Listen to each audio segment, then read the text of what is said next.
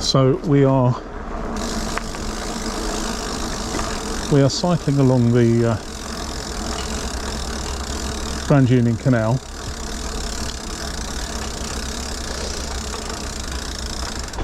past the Bill Billings mural, which you may have just missed because I took a little while to switch my camera on, but we are where we are. Today we're cycling from Wolverton, the historic railway town. That's the oldest railway town in the world. There's a train, always trains in Milton Keynes. That was a fast mover, wasn't stopping at Wolverton. So we're cycling from Wolverton today to Stoke Bruerne, which is a nice gentle 8 miles, although I'll be doing 16 miles because I'll be cycling all the way back again. But it is a pleasant enough ride today on a nice sunny midweek afternoon. It's a Tuesday in September 2021. And on our left we're passing some of the buildings of the railway works as was. There's still some element of activity here, but at this end it's either derelict or been converted.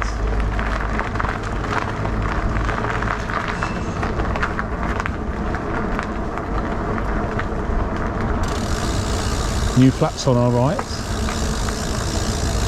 and it's a shame we can't see them, but I might make a detour on the way back and take a photograph of the, in fact I'll take a photograph of the Wolverton recreation grounds.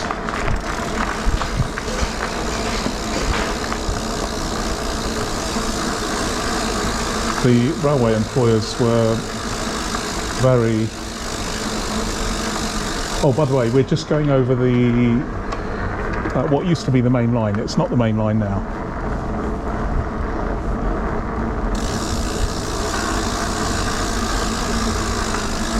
So this bridge would have dated from the mid-1830s, when we've just gone under. Lots of quite tasteful graffiti. Swan calling for its mate, perhaps, if it has one.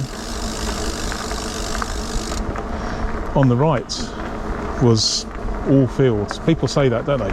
When I was younger, this was all fields. Well, it was. And on the left, a very sad but quite picturesque vista of all these buildings at the former railway works, which have been allowed to fall into disrepair. The roofs are falling in. It's very dangerous to go in. I've not been in, but I know people that have, to do some gentle and perfectly innocent urban exploring. But they're now, I guess potentially they are going to be converted into, from what I gather, a mixture of commercial and residential.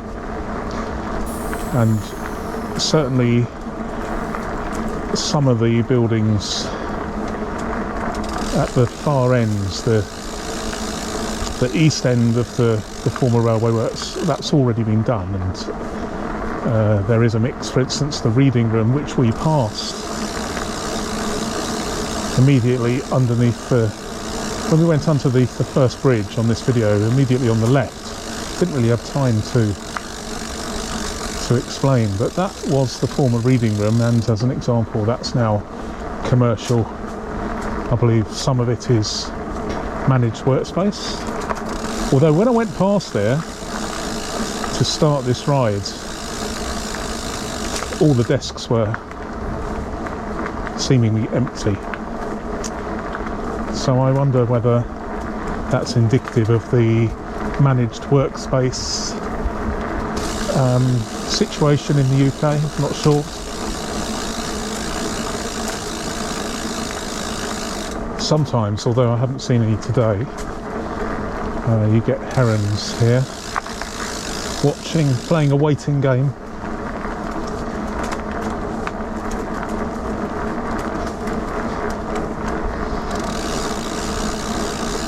I do wonder, you know, so we're looking at the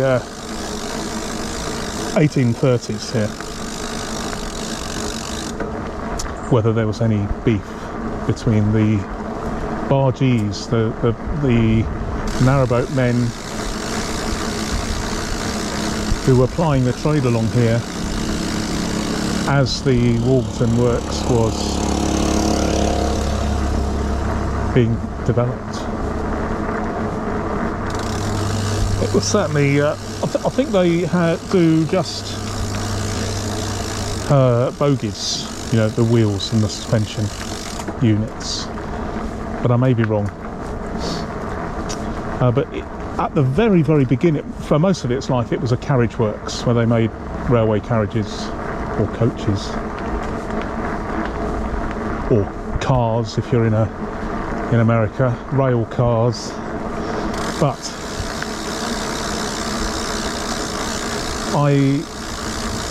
I read that at the very, very beginning they had pig iron coming in at one end, and timber, and copper and brass and leather, and out the other end came steam engines. I mean, that's a terrific feat, really. Nearly 200 years ago.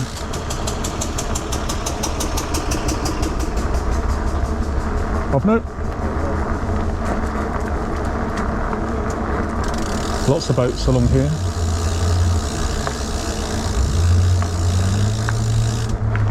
A mixture of people that live on their narrowboats or barges and people who are on holiday.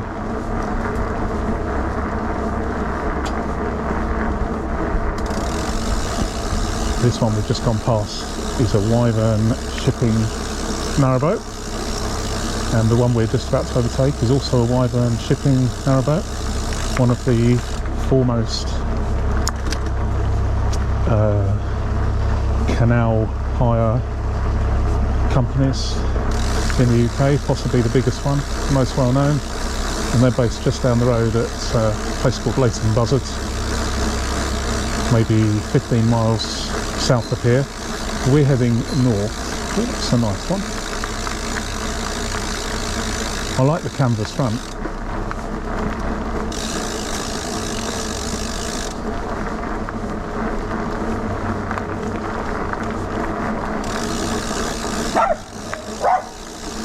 Oh, it made me jump.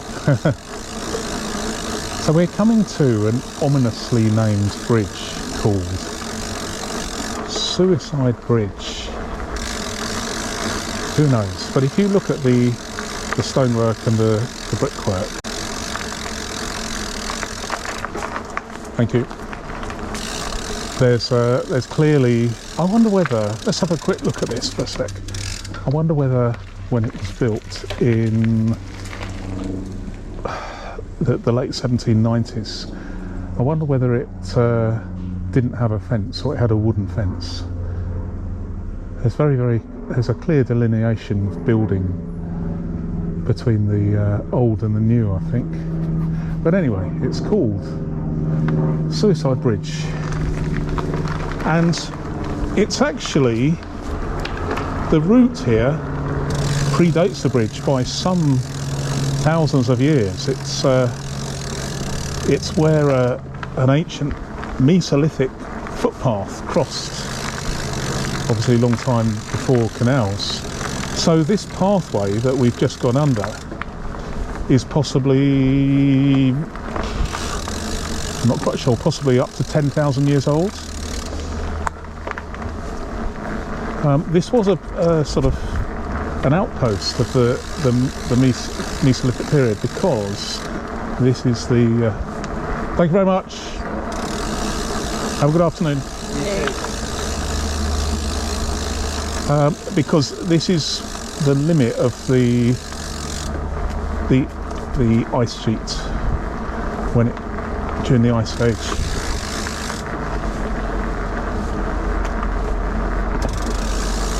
And then it receded, and all the berggrund, all the ground up pebbles, were deposited to my right. And now Hanson Brick, the well-known gravel extraction firm and brick company, they I think it's just called Hanson PLC now, but I think it used to be Hanson Brick.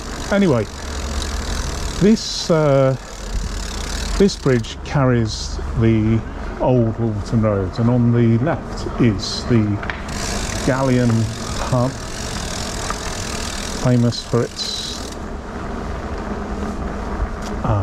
burgers. I think I've mainly had burgers here over the years. It used to be called the Locomotive Inn, or the Locomotive Inn. I'm not sure what it was called before the coming up the railway. It might have been something else, but it's called the Galleon now. It used to be called the Locomotive Inn. I won't be surprised if it was before the coming of the railway. It was called the Locomotive. Sorry, the Galleon. But there we go. On our left is the Wolverton Wharf. So you would have had coal and timber and all sorts of things here. Interestingly, up until a few years ago, maybe 15 or 20 years ago, Jewson's, the building firm, had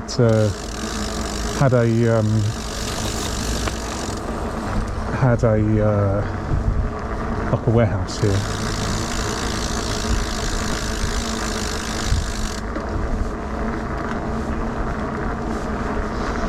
Now today I'm on my fat bike, because you can probably hear the tyres, which are quite noisy on tarmac.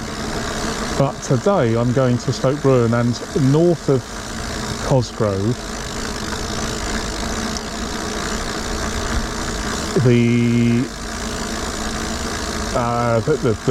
surface that I'll be riding on is considerably more bumpy than this. So I did try it once about 5 years ago. I mean, it may have changed since then, but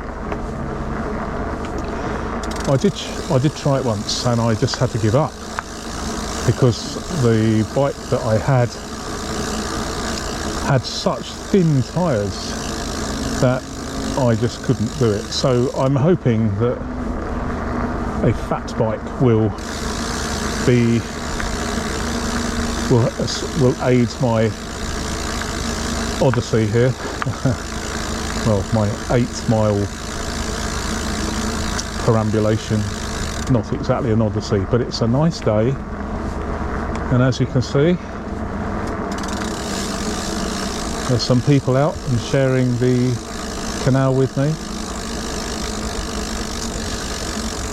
The canal here this bit here wasn't actually as old as the main part of the canal, because we're just coming up to the Wolverton Aqueduct, this very famous aqueduct on the British canal network.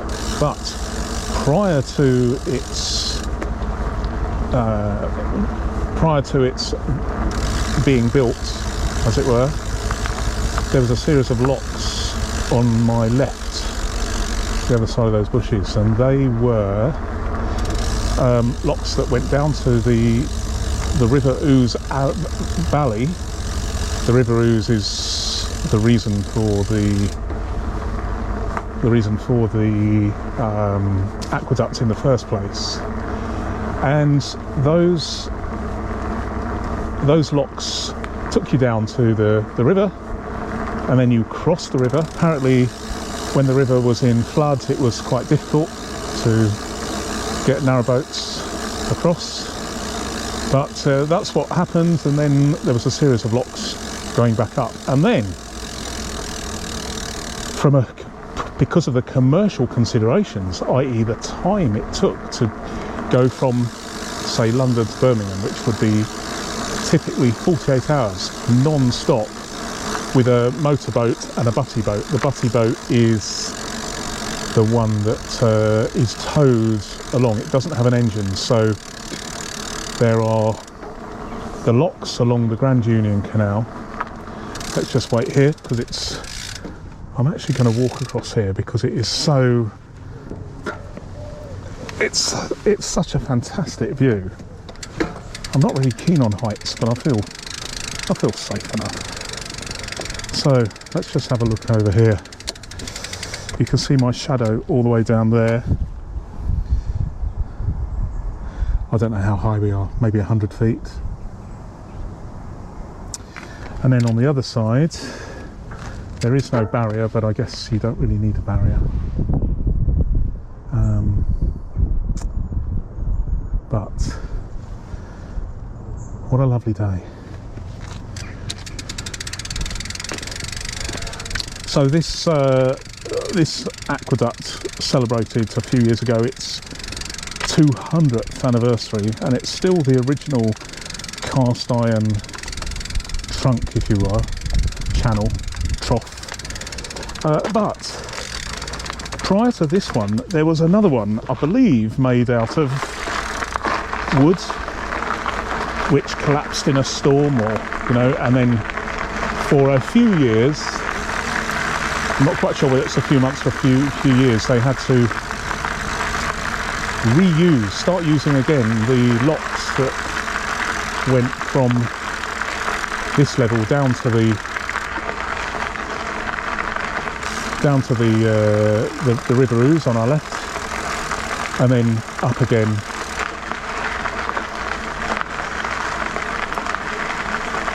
But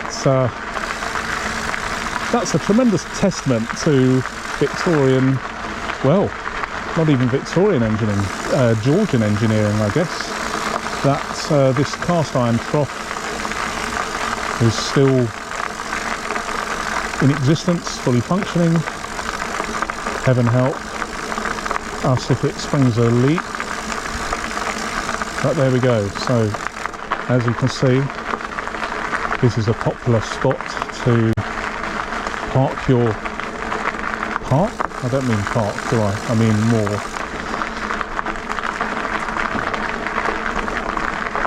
It is a popular spot.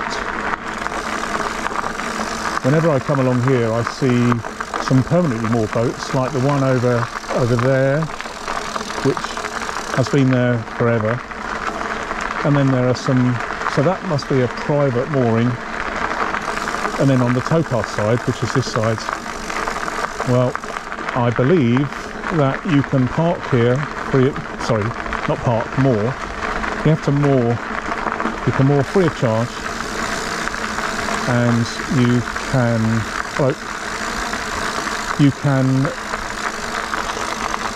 moor here for 2 weeks before you have to move on. I'm not quite sure what the stipulation is, but I'm pretty sure it's not a case of you just move 1 foot further down or up the canal. It has to be a certain distance. So I think it's half a mile, but I stand to be corrected on that.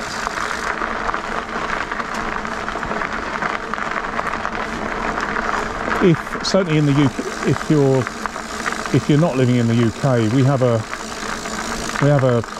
tax. It's called council tax that everybody has to pay if they live in a house. Hello. If they live in a house, or if they are moored, if you are permanently moored on the canal, either in a marina or by the side of the canal in a sort of permanent mooring situation, like perhaps the boats on our left on the other side of the canal, then you do indeed have to pay council tax. I'm not sure how much it is for a boat, but typically for a household it would be, depending on the size of the house, it would be between £800 and £1,400 a year, which pays for local services like the police and your rubbish and social services, all those things. So that's what we we do in the UK, and just because you're on a boat doesn't mean you're exempt, unless of course you are just passing through, continuously cruising. If you're continuously cruising, then you pay nothing.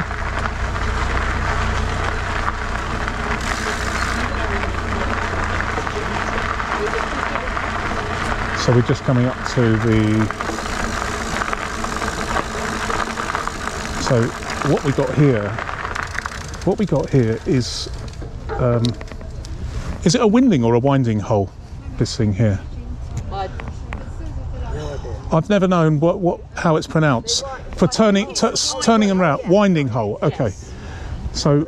I don't know what they. Yeah, I'm sure it's a winding. Ah, thank you. I appreciate that. You're welcome. It's like that Ask a Friend on Who Wants to Be a Millionaire, isn't it? Yeah. I'm sorry, you just lost 32,000. Oh my goodness. So this is the Cosgrove Lock here, and it's the first one since Fenny Stratford, which is the other end of Milton Keynes. But interestingly, the Fenny Stratford one was only built... We were going to ask, but you look totally professional. Oh, sorry. We're all experts here. We know that the men were at the back doing all the hard work. Of course.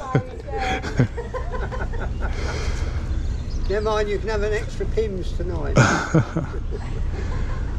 So the Fenny Stratford lock wasn't supposed to be there. It was just installed temporarily to compensate for a bank erosion.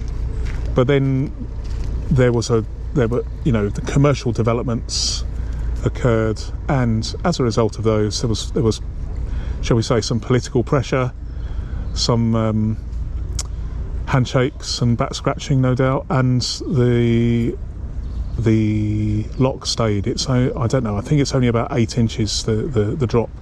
So this is the first real lock since the 3 locks at Solbury. And we'll go and have a look at the... I think this is where, on the left here, this is where the original line of the canal, you know, the locks coming up from the River Ouse, they would have come here, and they would have come out just behind that tree over there into this winding or winding hole. And then we'll go past the Cosgrove Lock and we'll have a little look at the Buckingham branch. Cheerio.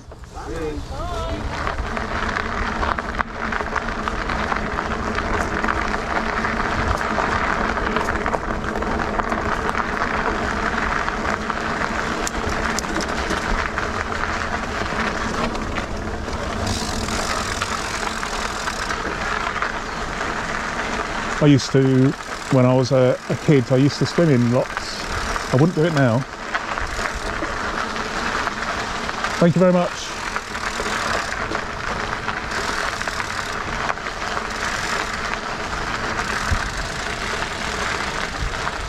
So, if you look here, okay, so this is the junction with what used to be the Buckingham Arm, which I believe was still in use till the mid-1930s in part, but the Buckingham ends stopped working earlier than that because the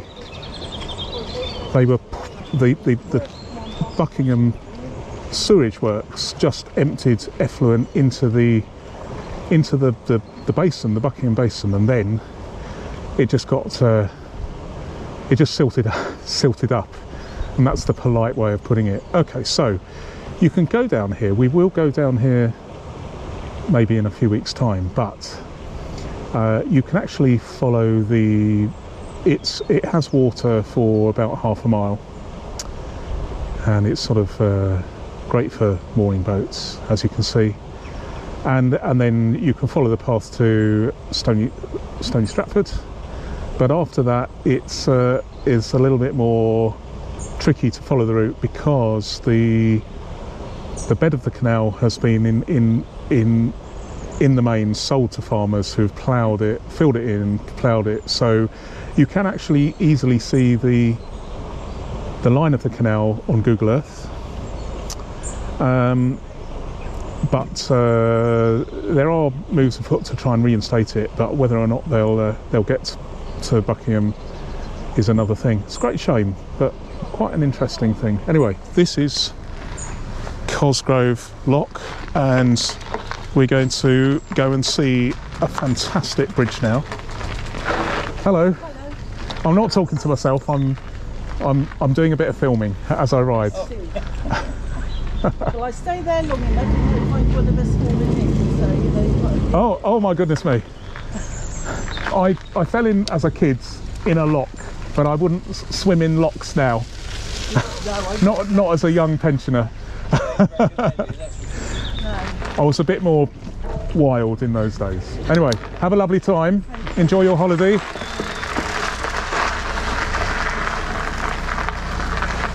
So just here, before we move on, can you see these rails? So there's a rail here and there's a rail along there by the wharf. So these rails facilitate, they were small rail trucks, if you like, and they facilitated the wharf. And you can see there's another one over there, and they would have this was a very much a working wharf. Must have been an incredibly busy place.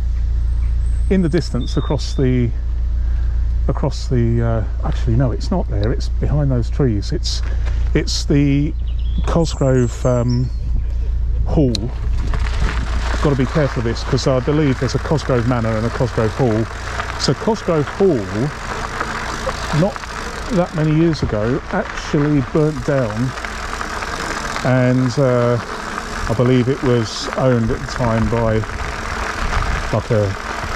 it was being used as a commercial headquarters for a business rather than residential. Not quite sure about that, but it's a crying shame. Famous landmark. In fact, there's a famous well-known oil painting taken from the bridge by the Galleon Pub, or the locomotive pub, and in that head you can see you can actually see Cosgrove Hall in the distance.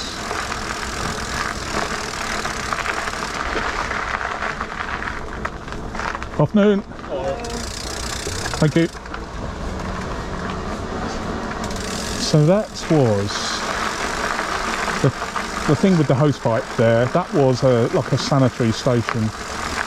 So you have a key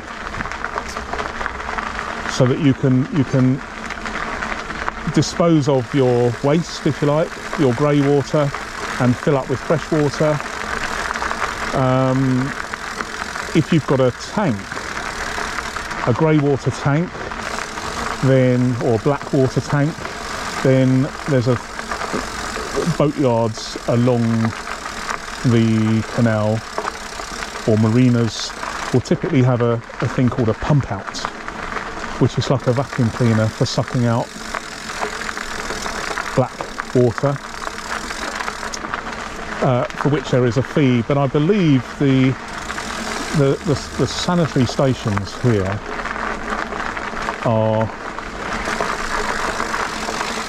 they're funded by your licence. If you have a boat, you have to pay for a licence. I think it's around £1,000 a year, but I'm not quite sure about that.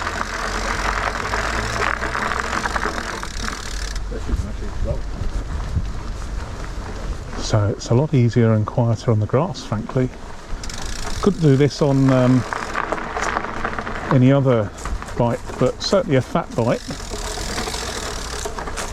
It's actually quite quiet. This is a double width boat, narrowboat. I don't know what they call that. I mean, I've never quite understood. So is a boat that's twice the normal width a narrowboat, or is it called a broad boat? I'm not sure. Can someone tell me? Anyway, the reason for these broader boats is because the full length of the Grand Union Canal. Actually, I'm not too sure about how you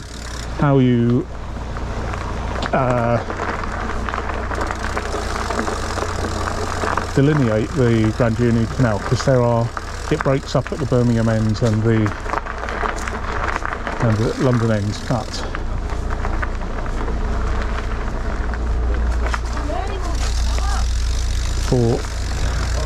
okay, so I'm just going to park my bike here and have a look at this bridge. So the story goes. Yes, no, I'm just filming the bridge, but thank you, I appreciate that. Have a good day, sir. So this is, I believe, the Duke of Grafton's land, and he gave permission for the canal to cross his lands, but on one condition, that the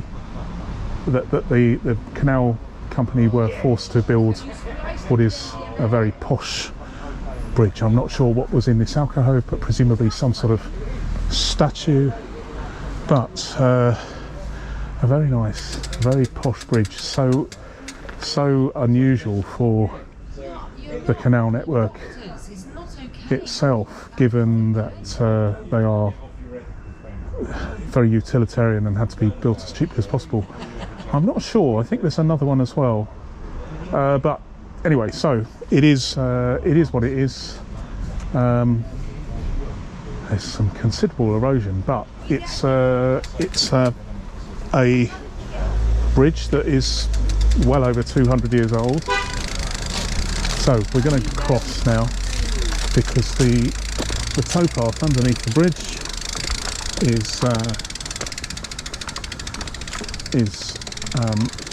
you can't get through. So we're going to go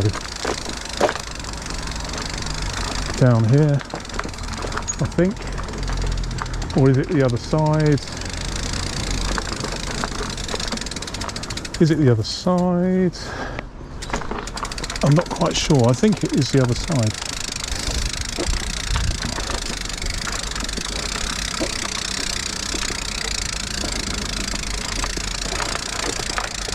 Yes, it is. Well, there we go.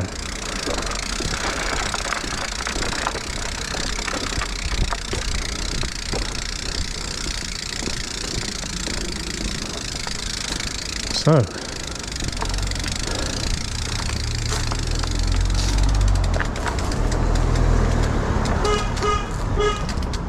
not exactly cycle friendly with all these steps, but ouch, it is what it is. So what does this say? Towpath, what? Towpath improvements sponsored by Northamptonshire County Council as part of Manpower Services Commission Community Programme, April 1985. Well, that's obviously very good, isn't it? So we're back down onto the canal.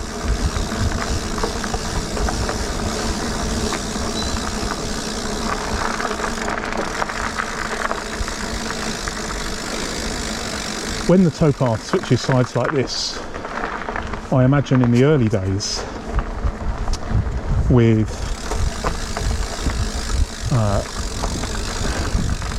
narrowboats or barges largely being pulled by horses, because this is obviously, it predates the invention of the internal combustion engine.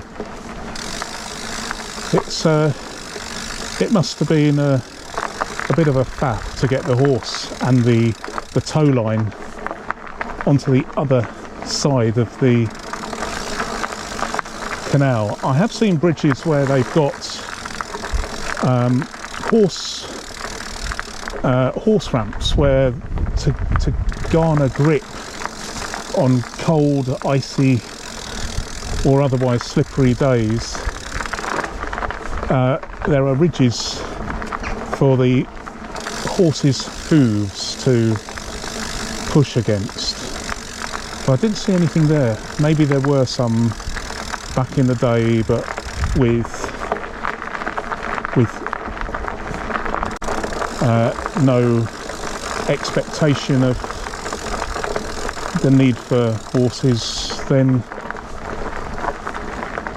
they perhaps didn't bother doing that. But I've certainly seen them on some bridges. They're quite prominent.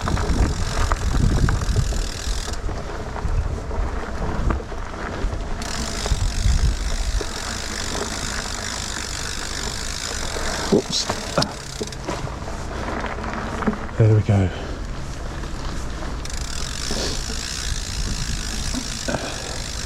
I don't have a basket on this bike for my stuff, so I'm carrying everything in my rucksack, which I don't normally do.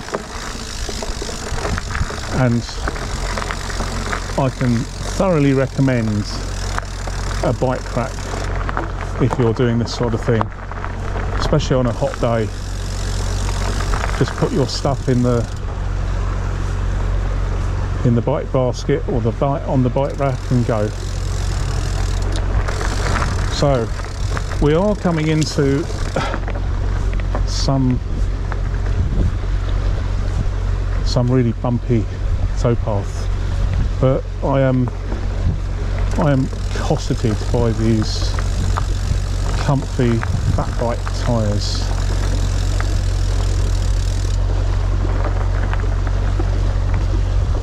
I think my next bike I'd actually like an electric version of one of these.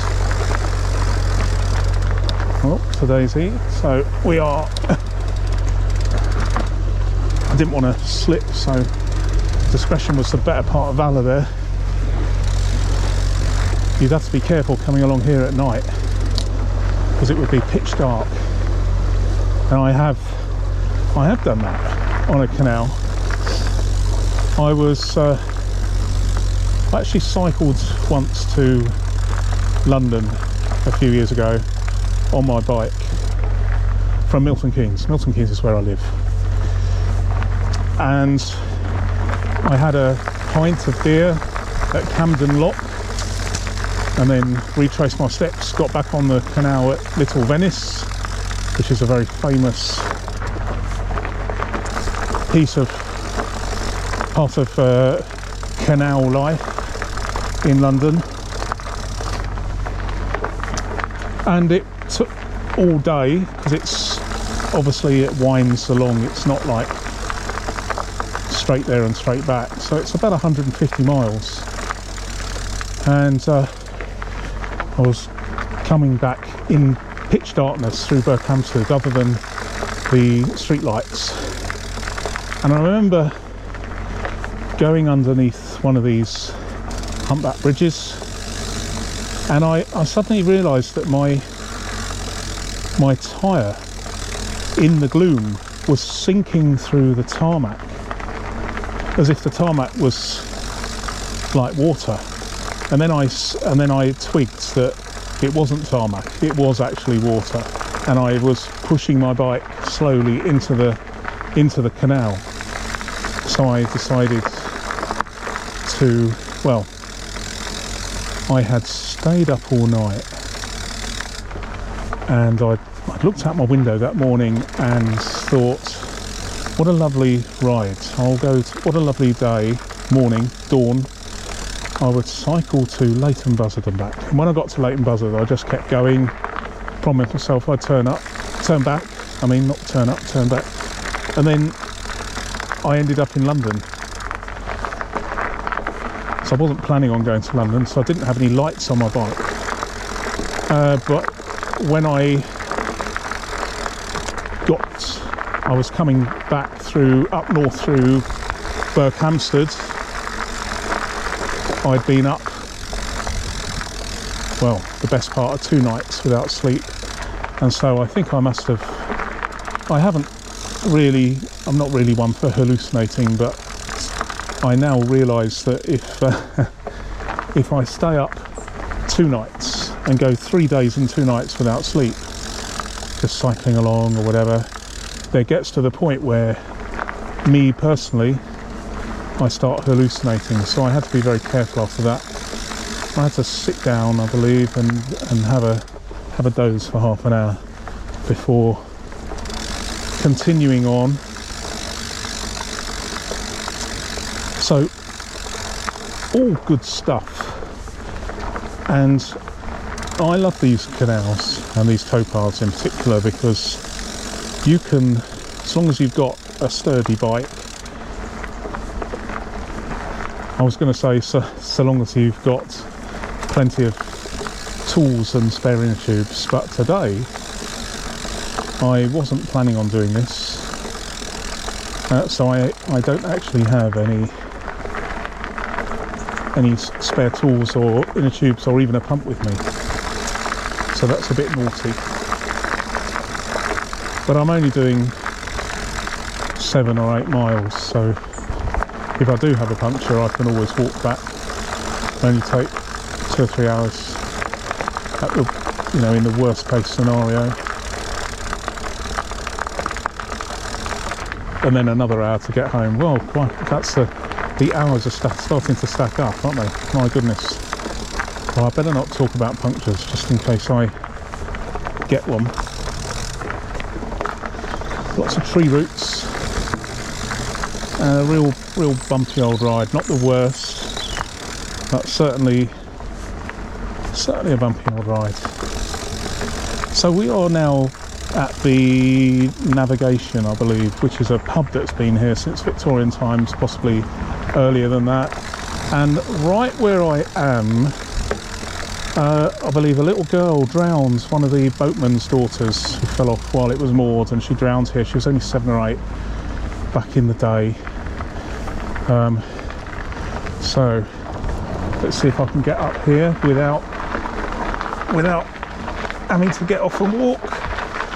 Really scrabbling with the tyres there, but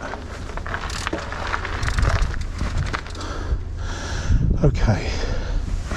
What I should really do is have a look and see which side the towpath is. Right. Well, would you believe it? It's on the other side. Okay, so this is the Navigation Inn.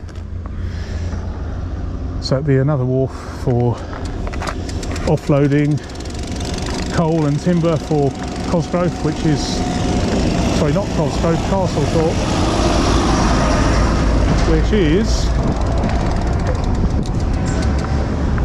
just down there. Let me just cross the road here and see if I can get on the towpath.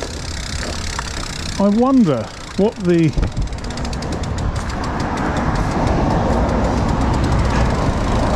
triggered towpaths being on one side or the other. It's obviously some sort of local agreement, some sort of local politics involving a landowner, perhaps.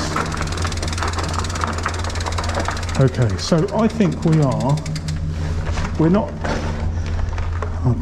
quite halfway, but in the grand scheme of things, it's all good on this lovely day. There's certainly not going to be any rain.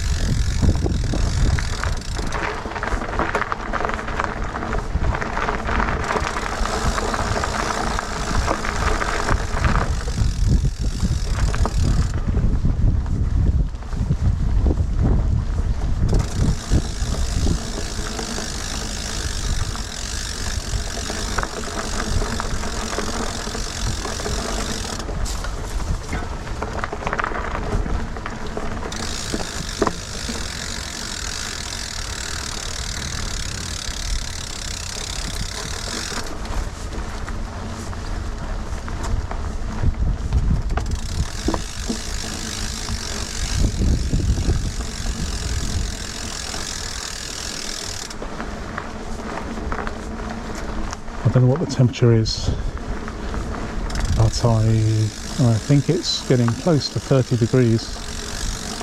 I think the forecast this morning said 28, but but cycling in this heat, I think my body temperature is going to be slightly hotter than that.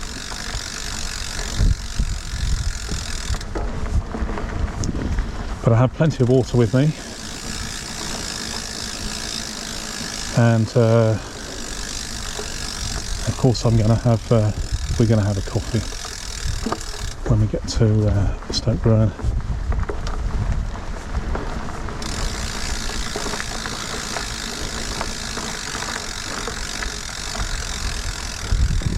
So one or two people have asked me, given the sort of continuous nature of my last video, where I shot continuously for around about an hour, just under an hour, how come at the end of the video I have all these pictures? How come I magically stopped and took these pictures without slowing down? Well, what I like to do is I like to do an out and back. So I would cycle here from, in this case, Wolverton to Stoke Bruerne, but then once I'd finished filming, I would retrace my steps and do some photography, and then and then share some photographs with you at the end of this video, which people seem to like, so I'm going to carry on that format.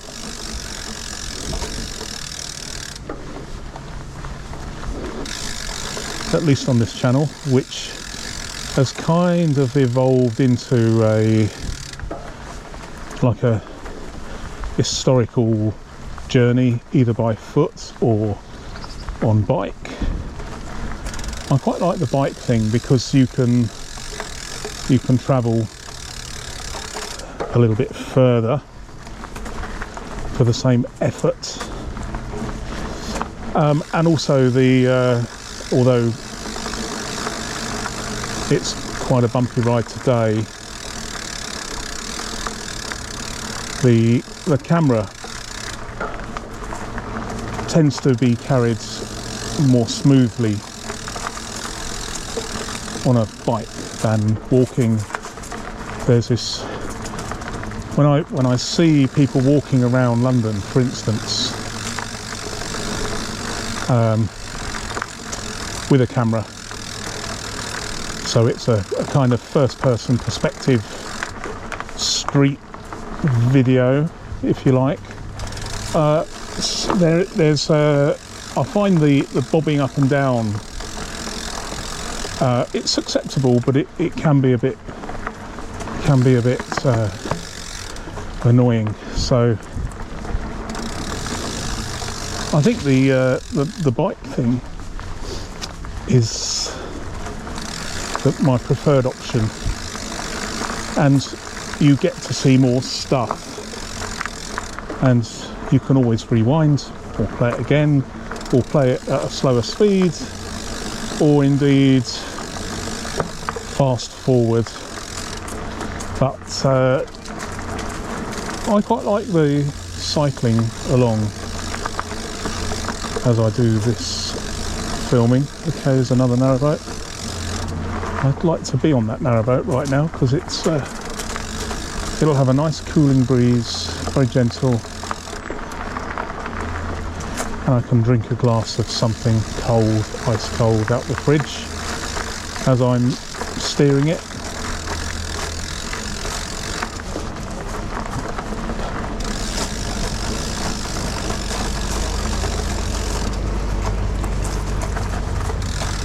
All good stuff.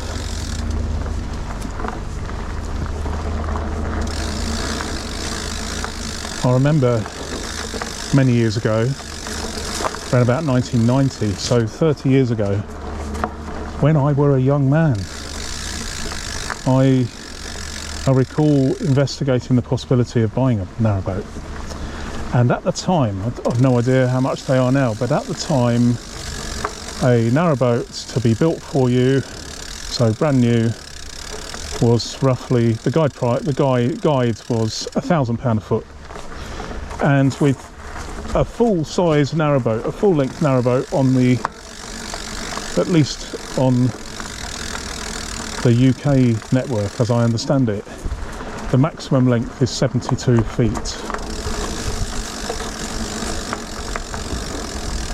So that's a lot of money. Anyway, we didn't get round to buying a narrowboat, but I have hired one 3 times, and it's very pleasant, really pleasant, especially if you have a young family. It's you might think that they would be bored just cruising along, but actual fact, they thoroughly enjoyed it when my children were very young, and they remember it fondly, even though it was around 30 years ago.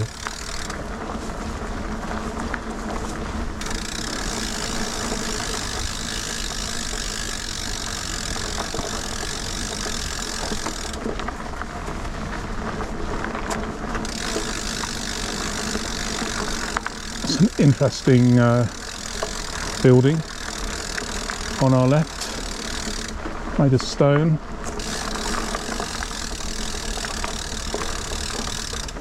Wow, fantastic.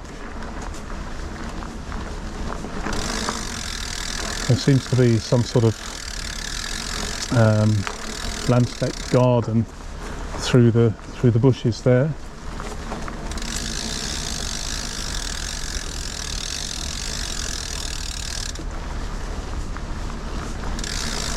What looks like a grave, like a tomb.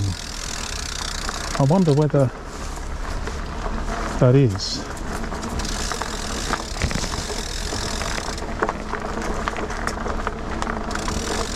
Well, I'm having to be very careful here because the branches could catch my handlebars. If they do, I'm going to go into the canal.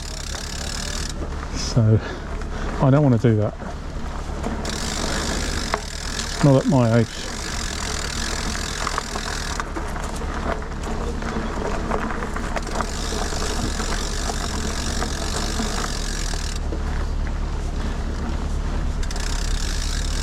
So what day are we looking at? We're looking at Tuesday, aren't we? So changeover day would have been Monday, yesterday, I believe.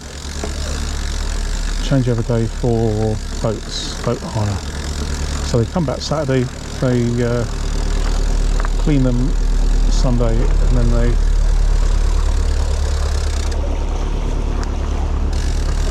thank you, good afternoon. And then they would have yeah, so the changeover would have been Monday, so they would have probably spent the night somewhere, probably in Milton Keynes. And so that's why you've got a bit of a bunching. We've seen several of the Wyvern Shipping Company boats along here.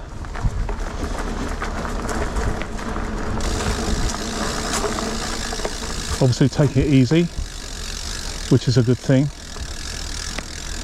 I remember the first time I hired a narrowboat for a week, I had this big ambition that I was going to do the Oxford Ring. And the Oxford Ring is to go down the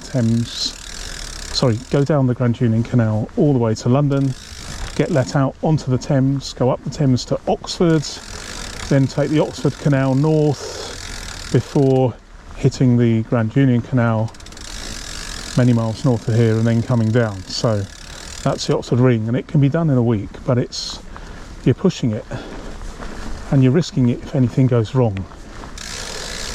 So I never did it, but I did do as many locks as I could because it's fun when you first do it. But the second time I was very content to just have a gentle preamble along the canal, and that was much more pleasurable.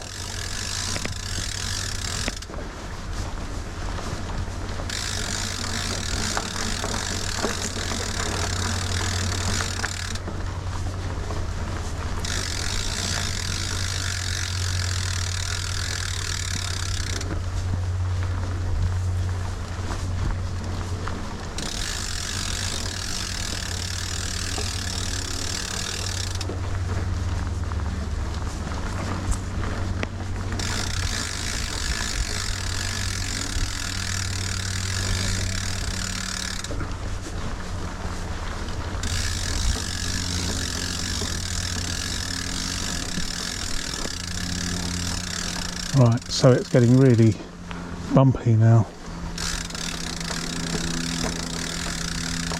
If I had a normal tired bike, I'd be giving up right now.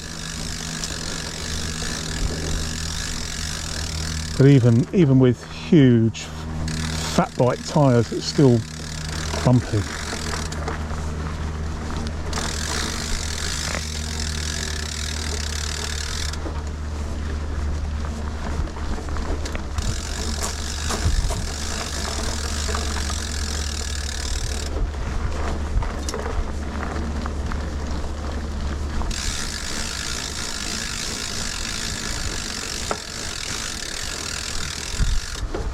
I think on reflection, next time I go out on the fat bike, I've got a few bikes.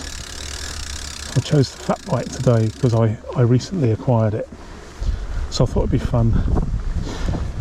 On reflection, next time I go out on the fat bike, I'm going to take some tools and a couple of inner tubes, spare inner tubes with me, and a track pump rather than a hand pump, because they can be a hell of a job to inflate, because there's such a huge volume of air. Even at fairly low pressures, there's a lot of air in there. A lot of pumps from a little hand pump. But I've got to be careful here because there's some corrugated iron underneath the grass just sticking up that could slice the tyres.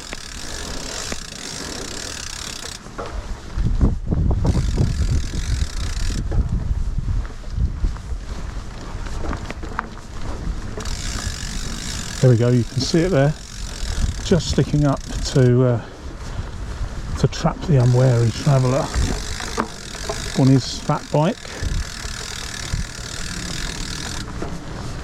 There we go, some more there.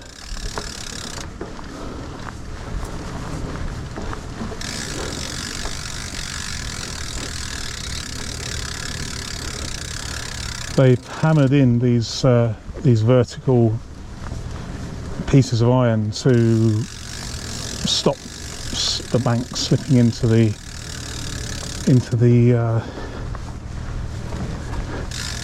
canal, I guess.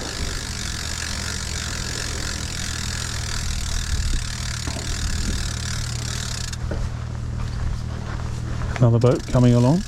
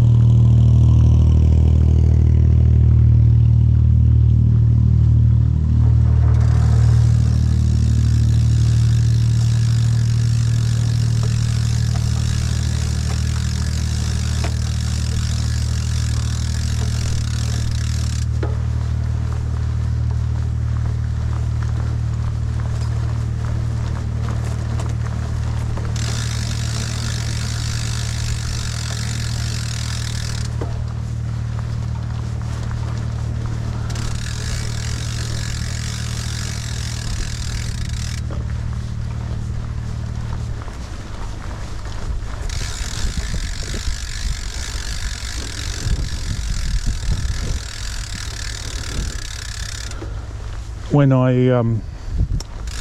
look at the map, the Ordnance Survey 6-inch map from 1888, no less, these villages that I'm passing all had a smithy, a blacksmith if you like. And I imagine that before the coming of the canal, the fuel to fuel the forge would have been quite expensive, relatively expensive, and so the products made would have been very, very expensive in real terms. And then with the coming of the canal, you could have a barge that could carry, I believe, 20 tons of coal. If you compare that to a horse and cart, I don't know, half a ton? I don't know. Possibly more if you had more than one horse, but at a stroke, coal would have become much cheaper, significantly cheaper. And so the products that a blacksmith could make would, if he passed the savings on, would have been much cheaper. I'm not sure about the sort of economics of late 18th century Britain when it comes to ironmongery, but I imagine that it would have been a significant step change.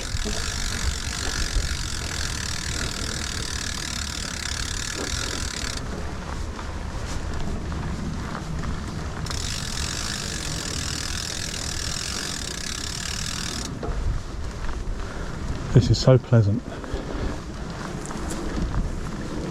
I can just imagine being on one of these boats and then getting out a table, maybe with a gazebo or an awning, so I'm in the shade.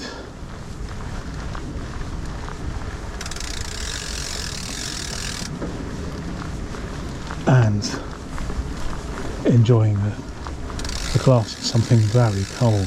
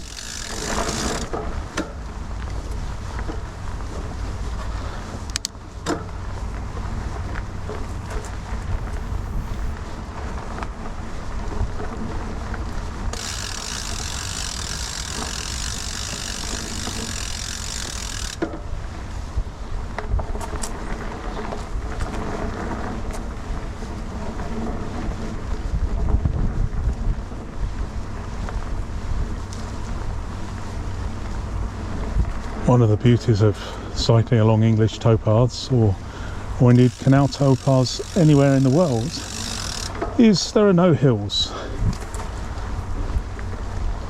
Although we are going to get to a series of locks shortly, before we get to Stoke Bruerne, and the uplift, the total uplift, will be about 60 feet, something like that. So we will be going up a hill of sorts.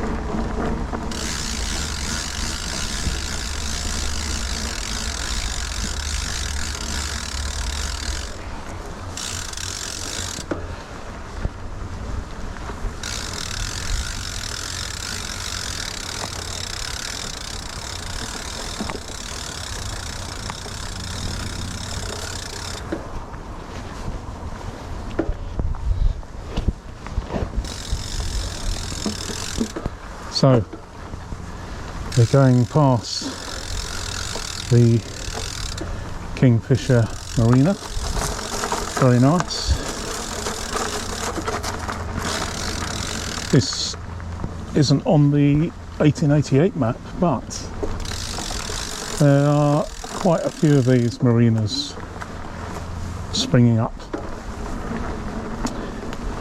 And I read that narrowboating, certainly holidays afloat, are very, very popular at the moment because of the staycation. Well, this is an unusual boat. Made from, it looks like a shipping container. Wow, never seen one like that before. So yes, there's certainly, these narrowboats are very, very popular at the moment. Great for retired couples, certainly sort of young retired couples. Although I do know some people that operate a narrowboat on their own, but it's probably a lot easier with two of you. So it's perhaps something you can do for a while, maybe a long time, maybe forever. But I think if I was going to do it, I would do it for 3 or 4 years and then sell the boat and do something else.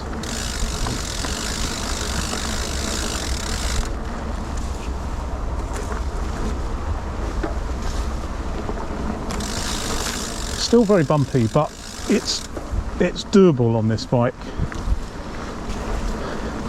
I remember once cycling to London on the Canal. I caught the train back, so I didn't go there and back this time, but I remember going to London on a shopping bike with 20-inch wheels, and that was a killer. My hands were suffering, were still suffering from vibration, the effects of vibration, a fortnight later. That was a ridiculous thing. And I rode my shopping bike, my folding bike, so that I wouldn't need to book a return on the train, because with a folding bike you can just get on the train. Whereas a normal bike here in the UK, things can be a little tricky. You need to book ahead, and there's an extremely limited number of spaces on each train. Some trains won't let you travel with a bike at all. So I decided to go with a shopping bike, which may appear in future videos. But today we're on the fat bike. As you can see here, let me just... I nearly dropped... the panic there of going into the canal. Okay, compose yourself now. Right. Right, so can you see these indentations? These are caused... This is cast iron, and these are caused by... They're rope burns.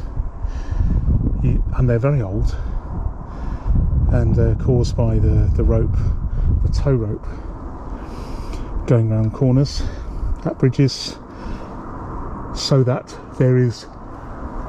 it prevents the wear on the, you know, if you can see what it does to cast iron, you can imagine what it would do to stonework. So it looks like the most popular height of all these is probably that one.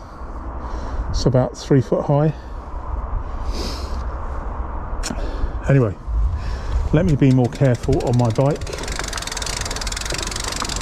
That was good, wasn't it? Maybe I should make that the thumbnail.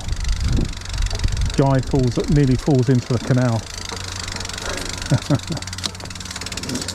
I very nearly did, you know. I didn't really want to fall in the canal, so I made strenuous efforts to avoid that scenario.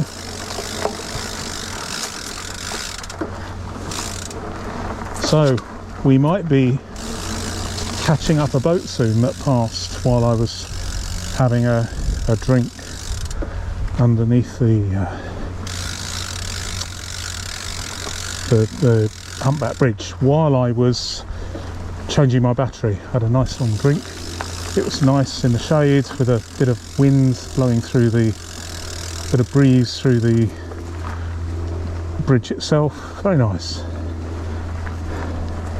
So I think I've probably stopped for about 10 minutes actually. Okay, there we go. I thought I'd risk that because I had the momentum to get past. I must remember I've got to return this way.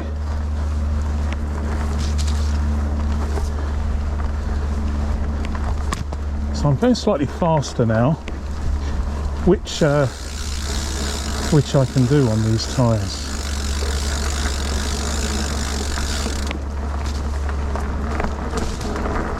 So here we go.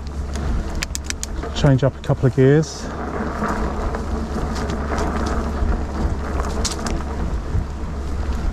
It's actually it's doable to travel on what is a ridiculously bumpy, there we go, nearly went in the canal again, what is a ridiculously bumpy towpath at some speed. I think I'm probably doing about 10 miles an hour right now, which is the maximum you're allowed to travel theoretically on a bike on a UK canal, certainly the Grand Union, maybe others.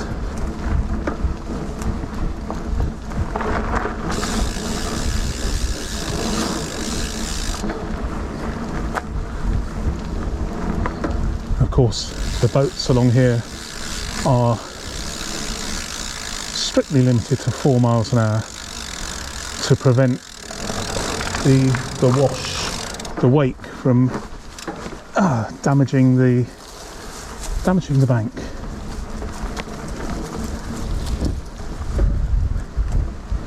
I say strictly, but there are some people inevitably that travel slightly faster than that.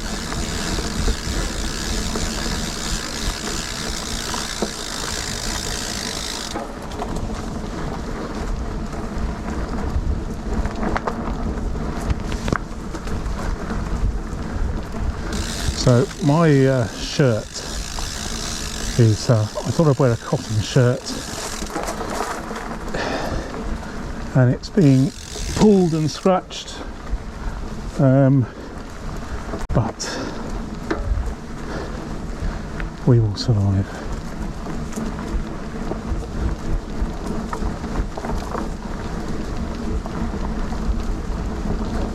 Just focusing on the surface ahead at this sort of speed, so I'm going to go quiet for a minute.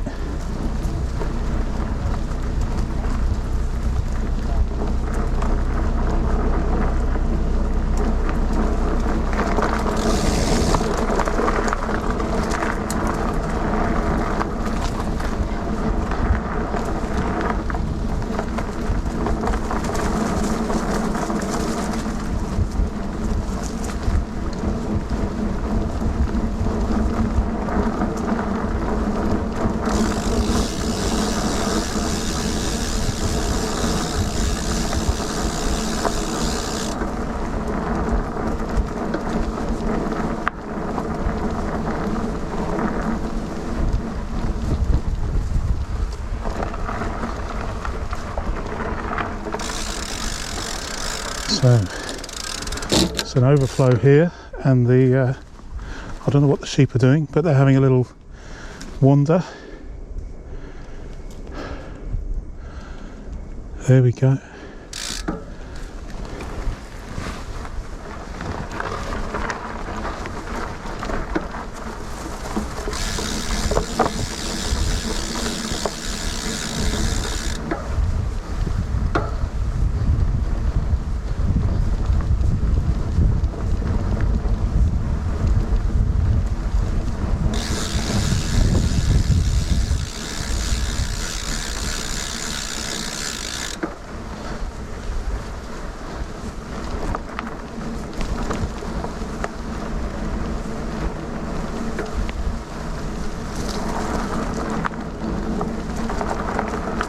Another double width boat here.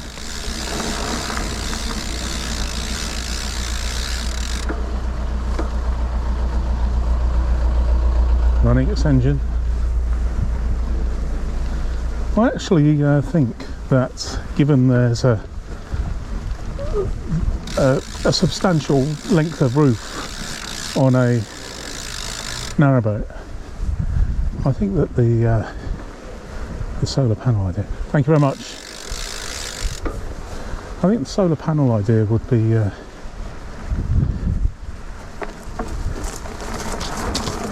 good idea rather than just churning out diesel fumes. Okay, I know it's expensive to change, but I think perhaps if diesel becomes more expensive, as I'm sure it will, then there will be more of an imperative to convert to solar. There certainly are some narrowboats that are completely solar. They do not have a diesel engine at all, but nevertheless, solar is good. Unless of course you've got all your stuff on your roof like this.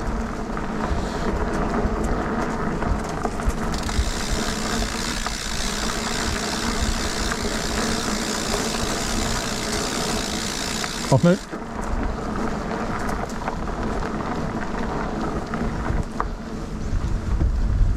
So he was very polite. He waited with his dog for me to cycle past. There is a certain amount of genteel attrition between cyclists on towpaths and boaters, or indeed fishermen, but so long as we slow down and are polite, acknowledge people letting us pass, I think everything should be hunky-dory.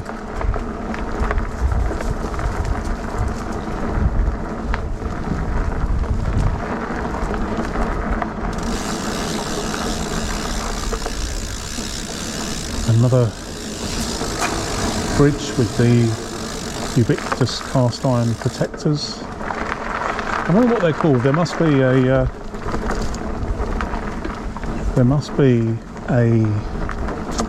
name, a descriptive term for them.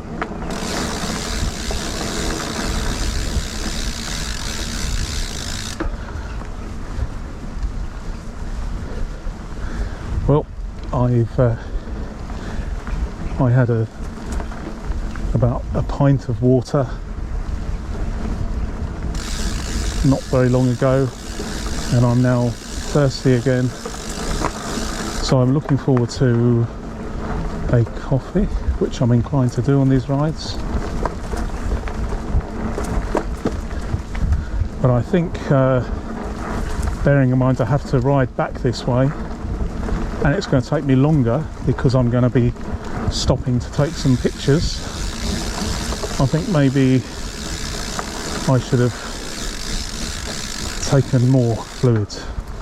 I took 2 litres with me, and I think maybe on a really hot day like this, even though I'm only out for maybe 3 or 4 hours, maybe less, I think perhaps 4 litres would be good.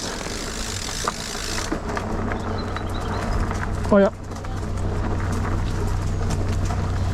So it's nice to see a pair of working boats. Typically these boats carry gas cylinders and coal and maybe wood for servicing the canal trade.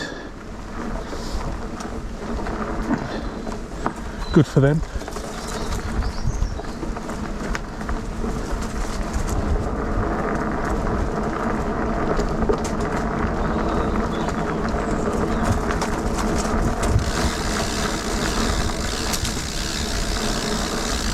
I think what I'll also do with this this bike is put a rear pannier rack on it, because the carrying all my gear on my back is making the saddle a bit harsh. It's only an El Cheapo saddle, but nevertheless it's a bit harsh. Ideally on this I need a traditional Brooks saddle.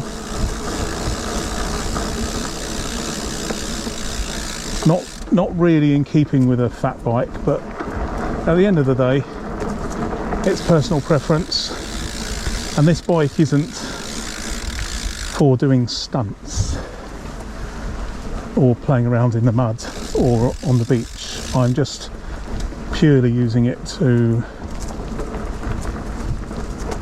make this kind of cycling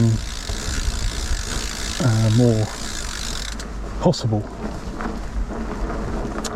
where smaller tyres would be almost impossible.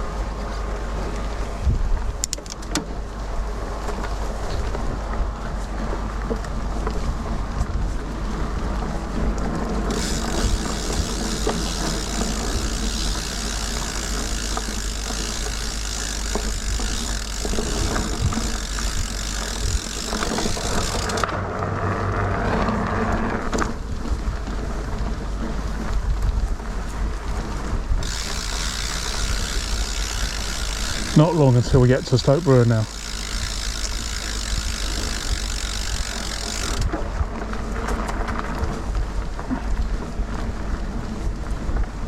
Now Stoke Bruerne plays an important part in the history of the UK canal network.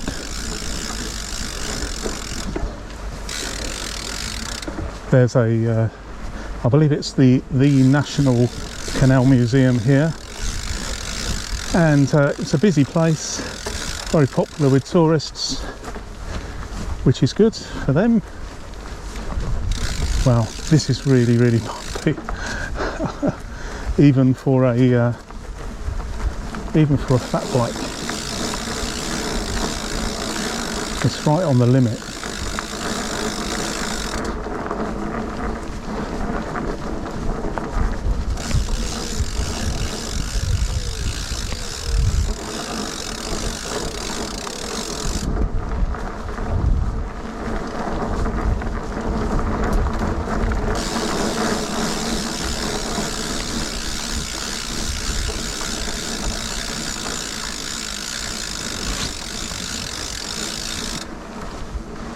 Is it a moorhen?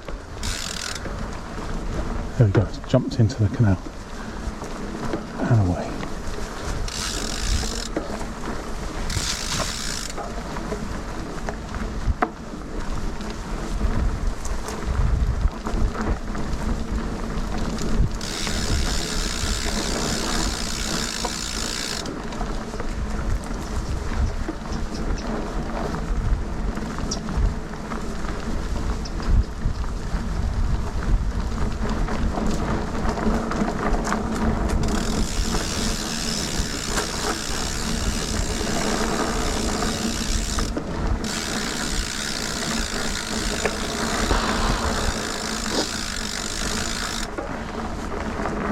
Very hot.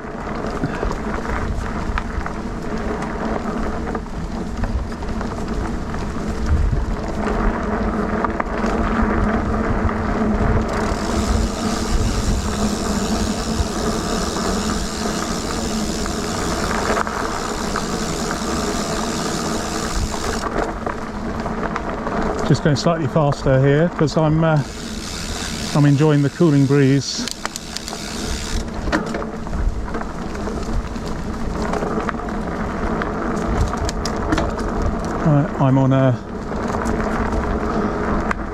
I'm running 32.11 now, which is probably not a good idea.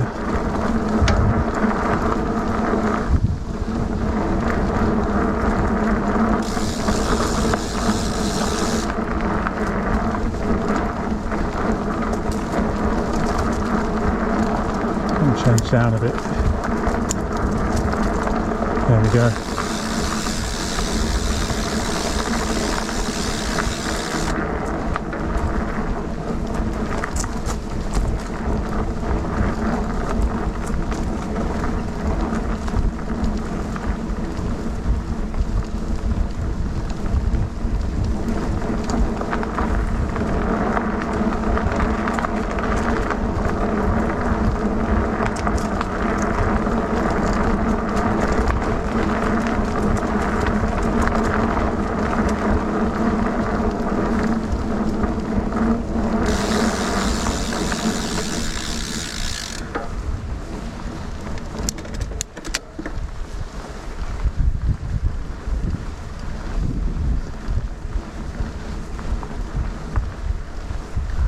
What a pleasant set of,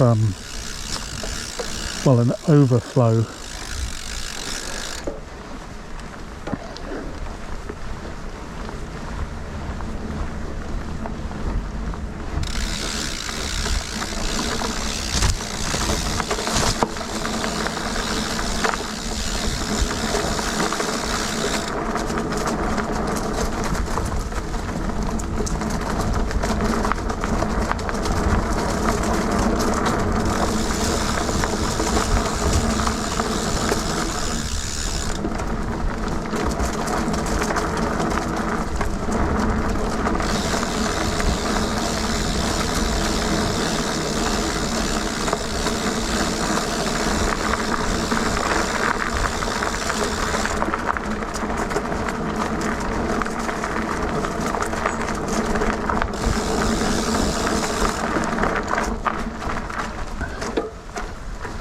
Right, I'm just going to rest for a second. What a lovely vista. Very hot. Okay, let's keep going. Because coffee awaits.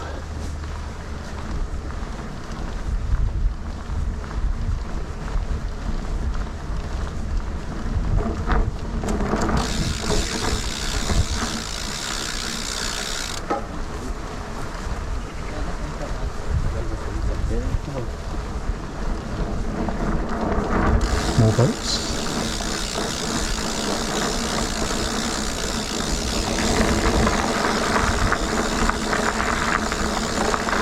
Hello.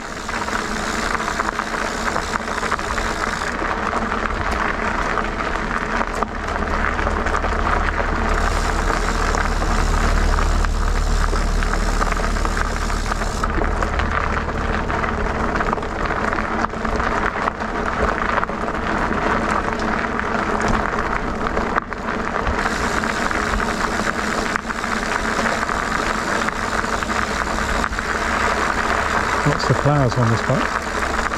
Looks good. Very neat and tidy.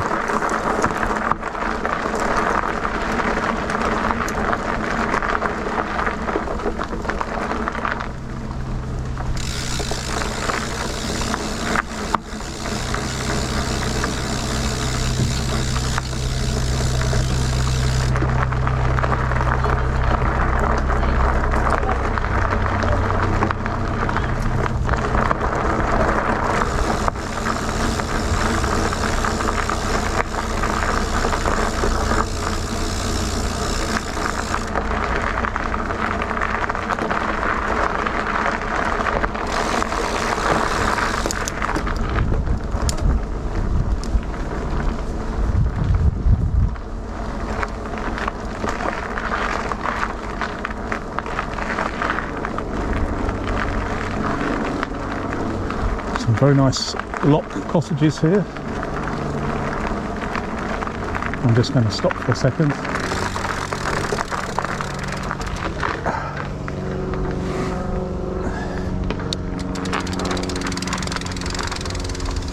Now, which side is the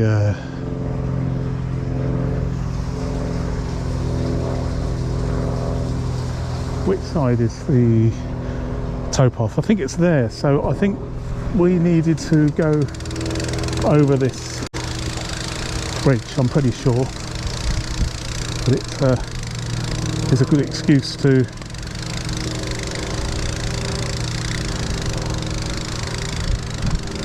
do that. So it says Stoke Bruerne village via Canal path 25 minutes. Well, we're going to do it slightly faster than that.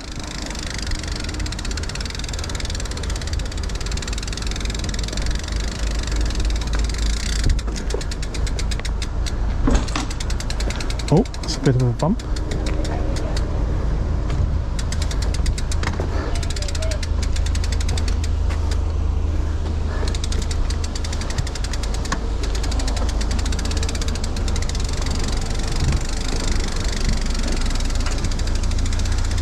What a great view down there.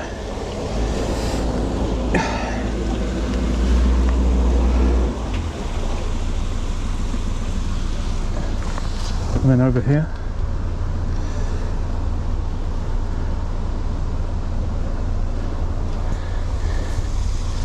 Right. Let's continue.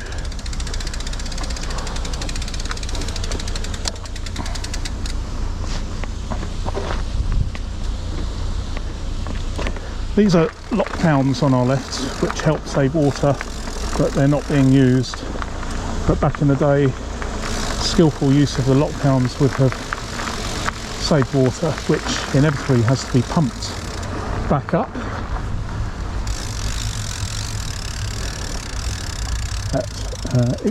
at some expense, which has to be paid for by someone.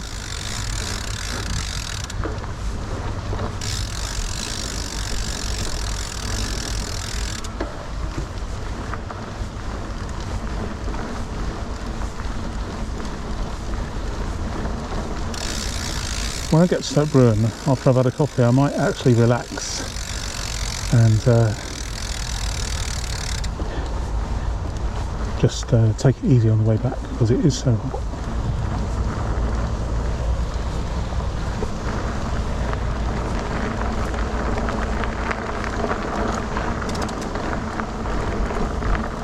Right, up the hill. So there was a hill.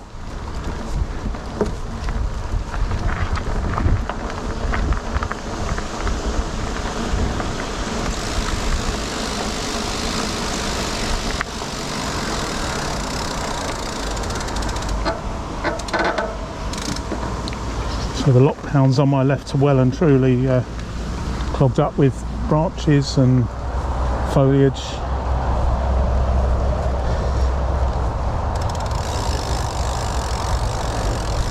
I suppose it's not so essential now with electric pumps, but originally there would have been steam pumps, and coal would have been expensive, certainly more expensive to run than electric pumps of today. So it was actually quite important, I think.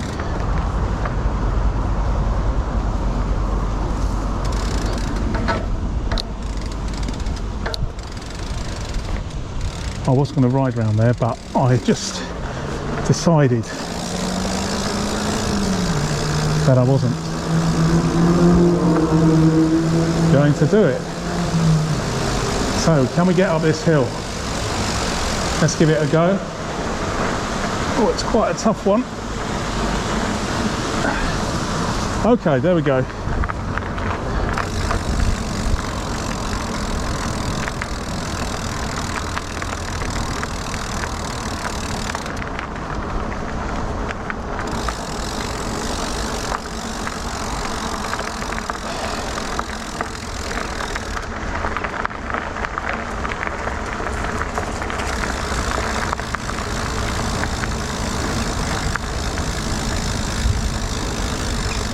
Well, I must admit, in this heat, just doing, well, I think I've done total today about 15 mile, and I am beat.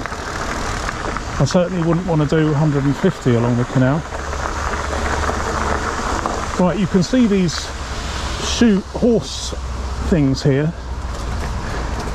Right, I can't get up that, so I'm going to just wait in the shade for a sec. That's my excuse.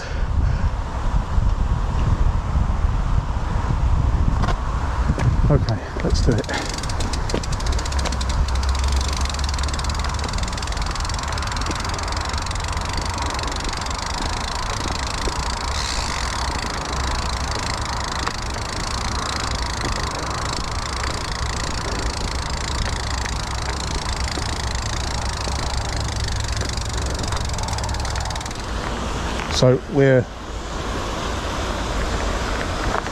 So let's just walk up here, I think, and start from the top. Okay.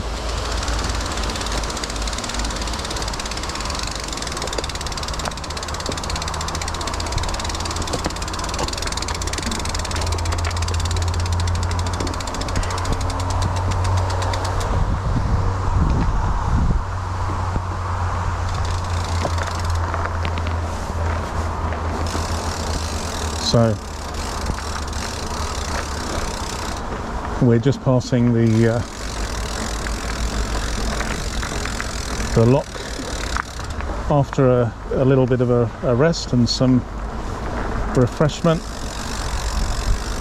on this very, very hot day. In fact, I actually had a rest for possibly an hour. But I think I needed it on this hot day. I don't like the heat. Thank you. So I don't like the heat.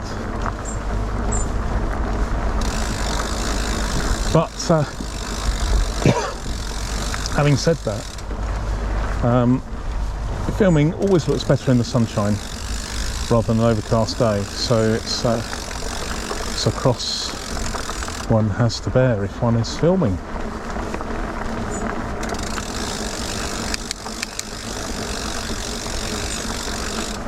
Oh, lots of boats here. Solar panels.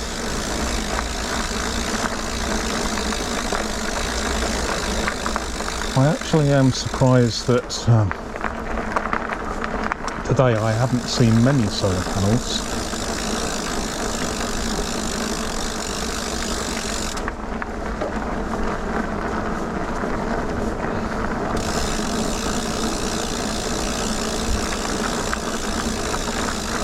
But hey ho.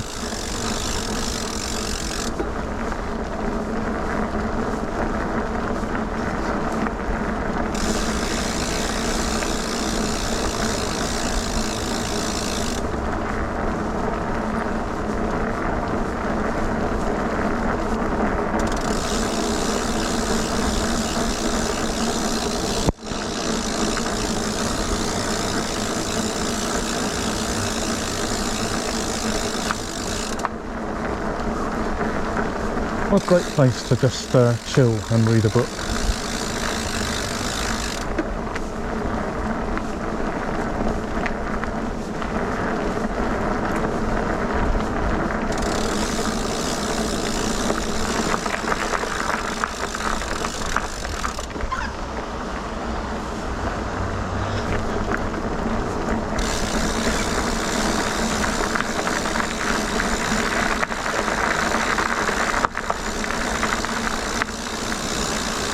We're very nearly at Stoke Bruerne now. I'm going to cycle along the towpath to the tunnel and have a coffee there, and that will be the end of my journey today.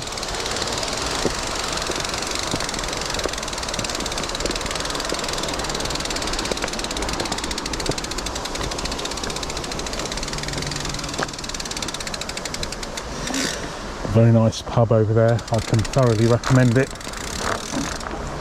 if you ever visit Stoke Bruerne.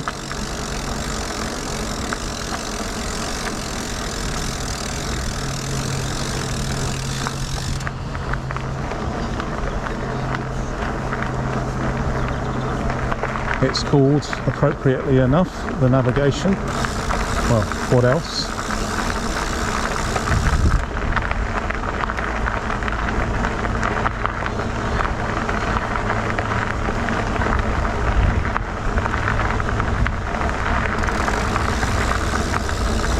So what I'm going to do is I'm going to cross over the bridge because the towpath is on the other side. See if I can climb up this hill. We're all right. A little bit of cycling on the road.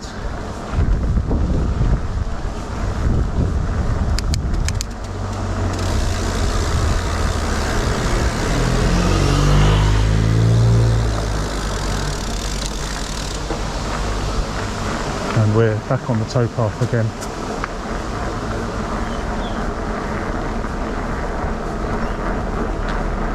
Very pleasant. Nice little restaurant. And some... It'd be great to live in one of these cottages, wouldn't it? Amazing.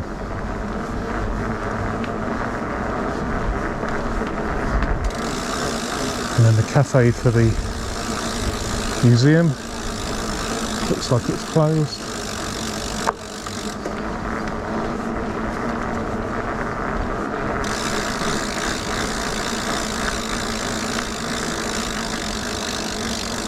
It's all very, I wouldn't say twee, but it's very, very tidy and lovely in a sort of nice sort of way, with a sort of well, no, I'm not going to criticise. It's nice.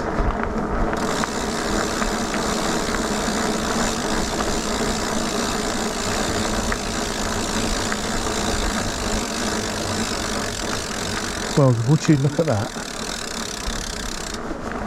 The Horse Boating Society. Well, fantastic. I will have I'll Google that when I get home.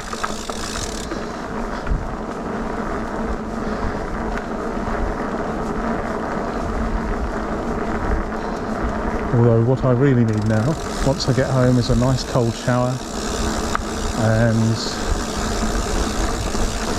I've worked up a bit of an appetite, so I might have some sort of pie, steak pie, and mashed potato and peas. That would be good. So there's another winding hole here for boats to turn round. I'm not sure whether it's this one. This one looks a bit small. But there might be one further along.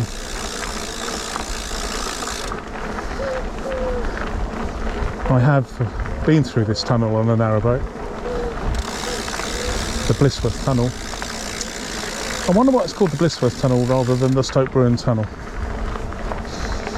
Maybe, I guess maybe because as soon as you come out of the tunnel you are in Blitzworth, whereas with Stoke Bruerne you're not actually in Stoke Bruerne, you're about half a mile away from it.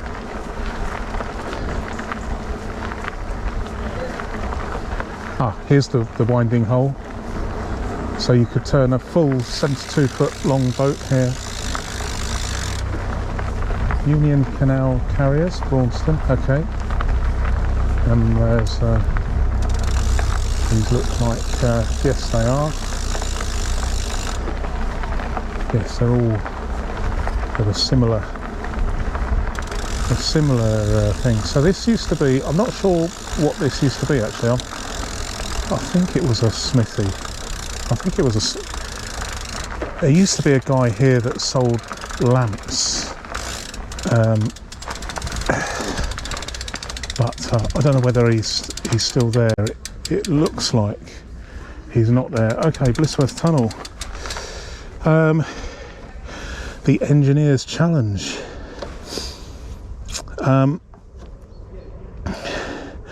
So how did they do it? Do you know what? What amazes me is that the alignment without the use of lasers. How on earth did they do that to get so good? So that they line up the tunnels from each end. Well, there we go. I hope you can see that. Opened in 1805. 1 3/4 miles long. Yes, that's right. In 1983 and 4, they closed for a considerable period of time. So the northern network and the southern network were effectively cut off from each other because of there was a rockfall in here. Quite spooky when you go through. Anyway, I think we need a coffee. So we're going to have a coffee. Let's have a look at the tunnel entrance before we have a coffee.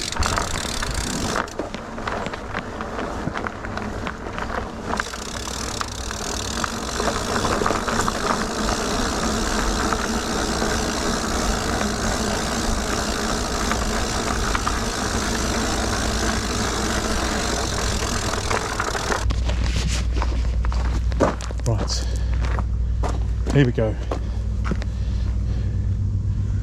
Oh, spooky as anything. If I can you hear that?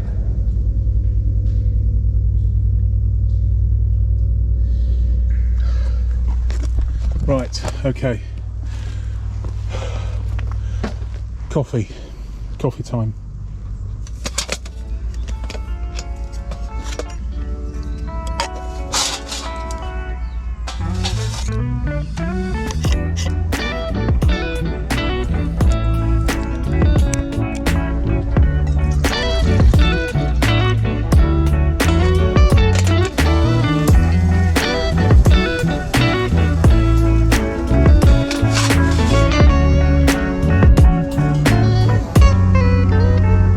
Cheers.